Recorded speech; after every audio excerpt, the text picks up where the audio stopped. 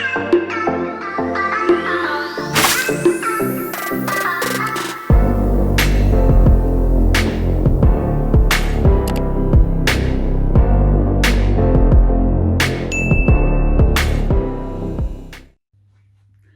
everybody, it's me, I'm back.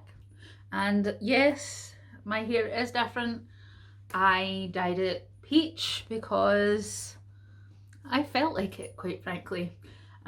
My husband has been calling me strawberry blonde for the past couple of days, so that's nice. But this is my TBR. Now, it's not a TBR for March because we're like halfway through March, quite frankly, and it's mainly a TBR of shame because some of these books have been on my TBR for a really long time, but I keep picking up other things before them, and I need to finish some series, and there's some that have just been kicking about for quite a while, and I'd rather start them or DNF them or know that I can get rid of them than have them hanging around the house for the next like 6 months. Today's earrings are these little dangly moons and stars. I am really into the one longer earring trend at the moment, so yeah, we love that. Now I'm going to start off with a couple that have been in my TBR cart for quite a while, and I think I will like them, but I just can't.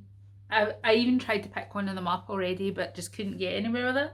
So the first one is The Night Circus by Erin Morgenstern, and everyone has talked about this book. It seems quite polarised, and some people really, really love it, some people really, really hate it. Apparently it's more about the vibes than the plot, but there's like a magic competition, funnily enough there's a circus, and yeah, I haven't read any Erin Morgenstern yet, but I would like to, and I feel like I should start with The Night Circus rather than with The Starless Sea, which I also have a copy of in my TBR, but it hasn't been kicking around quite as long as The Night Circus. And then, now this is one, I have read a couple of pages of this and tried to get into it, but for one reason or another just put it down, and it's The Queens of Innis Lear by Tessa Grattan. It's a reworking of King Lear, and it has sort of 4 daughters competing to be queen of this island. I think what really got me was when I opened it, I mean, it's not a thin book, right? But then you open it, and can you see how tiny this font is? I think that's kind of what put me off, because I was like expecting to open it and be like, ah, normal, whatever, and it was like, wow, that is small. But I really like Tessa Grattan. I follow her on Twitter. I have a couple of other her books in my TBR pile. Lady Hotspur is one that I have and I keep meaning to read. So if I don't read The Queens of Innis Lear by the end of April, I'm going to get rid of it, because if I don't read it by the end of April, I'm not probably going to read it. So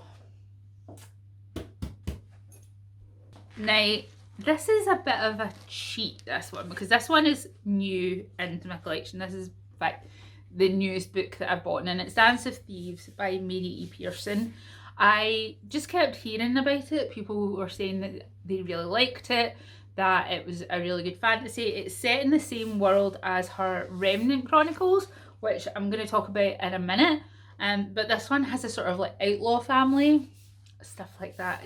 It sounded good to me. So I picked it up, and yes, I'm hoping to get this one read along with these others. So this is the last book in a trilogy that I've really enjoyed, and it's The Kingdom of the Gods by N.K. Jemisin. It's the 3rd book in the Inheritance trilogy. The Inheritance trilogy is amazing, and if you haven't seen the news, it's just been optioned to be made into a TV show, which I think will be amazing. It's set in a world where the gods are quite accessible, and there is magic. There's a certain family that's sort of been put in charge of some of the gods were made into slaves. The first 2 books are really good. The first one I especially loved. The first one was 5 stars. The second one was like 4.5.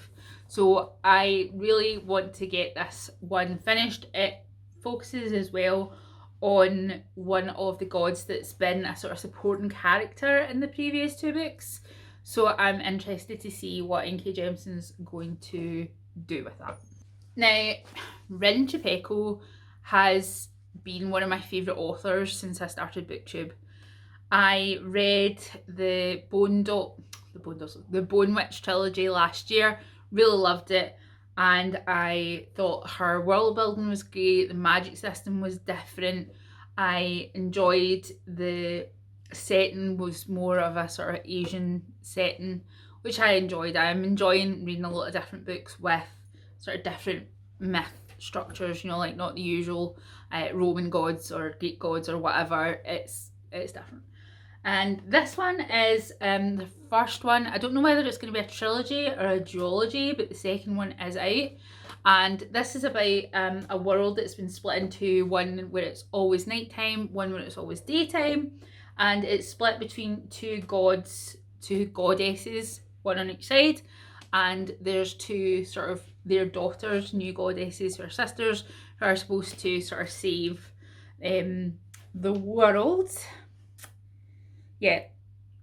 Two goddesses, along with a powerful healer and a mighty desert scavenger, set out on separate journeys across treacherous wastelands, desperate to heal their broken world. So, like I say, I really liked Rin Chupeco. I loved the Bone Witch series. So, I'm looking forward to this one. I kind of briefly mentioned The Remnant Chronicles a minute ago by Mary E. Pearson. Just here. And this one was one of the first series I saw people speak about on BookTube, but I just never kind of got around to reading it. Sam from Thoughts on Tomes really liked it, and quite a few other people have had this on their shelves and they've read it and stuff like that. So it's about a girl who, she's a princess and she's supposed to sort of get married, do the whole political marriage bit, but she decides she's not going to do that and she runs away. That's the premise of the first book. We'll see how it goes. I'm, I think, like 50 pages in or something like that.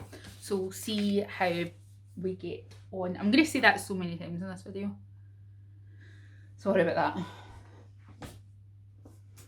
Now, this one is a sapphic kind of, I don't know whether it's YA, maybe, but it's about a girl who goes to a school for like a finishing school where girls are taught to be elegant, sort of good wives to a sort of upper class man, and the girl in question has sort of lied to get in there and she really wants that foot in the door into sort of higher classes.